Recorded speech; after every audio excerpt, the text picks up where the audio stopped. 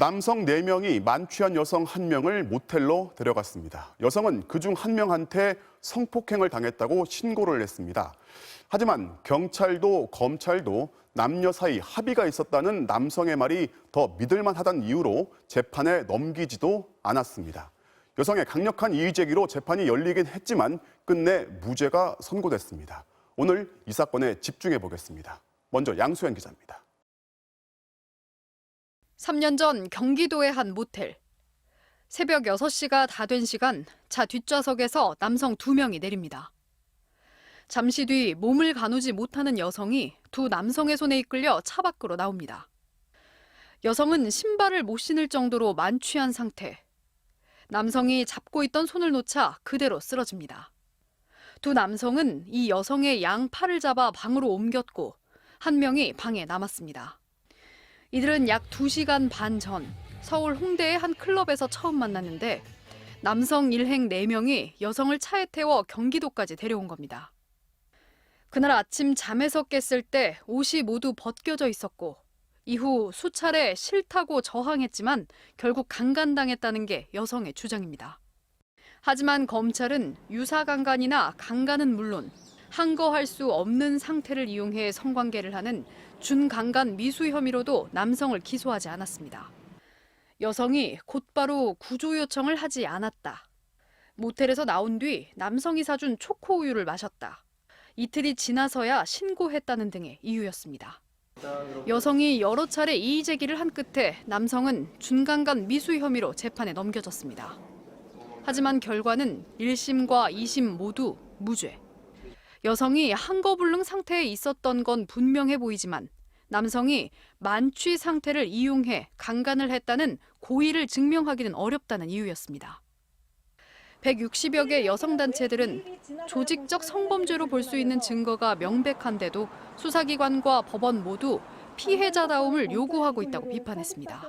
우리 사회에서 술 취한 여성에 대한 성폭력은 처벌되지 않는다는 잘못된 인식을 강화하는 것입니다. 여성은 어렵게 신고했지만 3년의 기다림에도 법은 가해자의 손만 들어줬다며 절규했습니다. 편견이 두려워서 누구에게도 말하지 못한 채 보냈던 수많은 자책의 밤들을 저는 이제 어디에서 보상받아야 하는 것일까요? MBC 뉴스 양소연입니다. 경찰, 검찰, 법원까지 똑같이 판단을 한 건 클럽에서 함께 술을 마신 여성은 성관계에 동의한 것과 다름없다는 그들이 구축해놓은 선입견을 적용한 결과라는 비판이 나옵니다.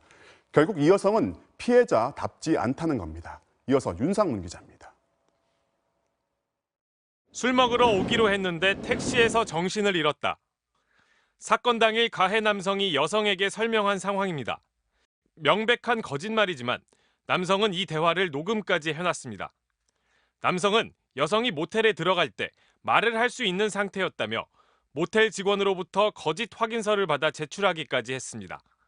문제의 모텔은 서울 홍대에서 차로 30분이나 떨어진 곳이었습니다.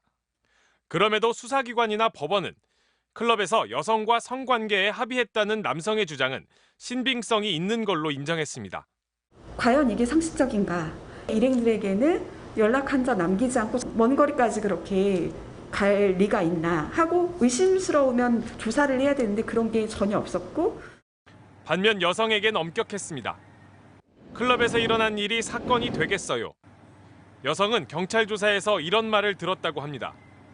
같이 술을 마셨다는 이유로 성폭력 피해 주장을 의심부터 한 겁니다. 클럽에서부터 2명이 친밀하게 접촉했다는 남성 측의 주장에 법원이 무게를 둔 것도 같은 맥락으로 보입니다. 반면 성관계에 동의한 적 없다, 저항도 했었고 도망을 치려다 붙잡혀서 피해를 입었다는 여성의 주장은 검찰에서 인정되지 않았습니다.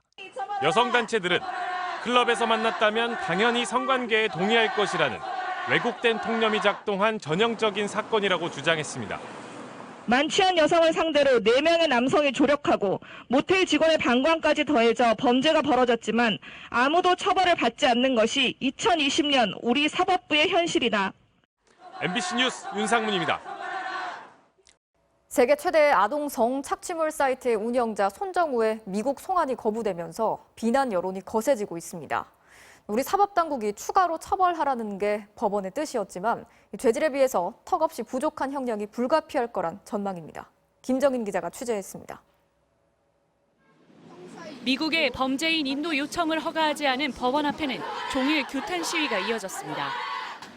성범죄자 양성하는 사법부도 공범이다! 공범이다! 공범이다! 공범이다! 전 세계가 경악한 재판부라는 비난과 조롱이 쏟아졌고 미투 운동을 이끌어냈던 서지영 검사는 법원의 결정문이 처음부터 끝까지 틀렸다고 비판했습니다. 결정을 내린 강영수 재판장의 대법관 후보 자격을 박탈해달라는 청와대 국민청원은 이틀 만에 36만 명을 넘었습니다. 법원의 결정문에도 조목조목 반박이 이어지고 있습니다. 재판부는 손 씨를 국내에 남겨야 유료 회원 4천여 명을 수사할 수 있다고 했지만 실제로 전 세계에 흩어져 있는 회원들을 찾아내기도 쉽지 않을 뿐더러 IP 추적 등을 하는데 손 씨가 필요한 건 아니라는 겁니다. 손정우가 국내에 있어야 4천 명을 확인할 수 있느냐? 도 아니고 4천 명을 다 확인할 수 있는 방법이 있느냐? 도 없고. 그러니까 현실적으로 불가능한 수사를 하라고 말했을 뿐만 아니라 손정우의 역할은 제로다 이 말이죠. 성인물은 받지 않겠다며 15세 미만 성착취물만 취급했던 웰컴 투 비디오. 해외에선 여기에 성착취물을 올린 이들이 징역 22년에서 25년, 또 가지고 있기만 해도 징역 8년의 중형에 처해졌습니다. 생후 6개월 아기까지 피해를 입은 아동 성범죄.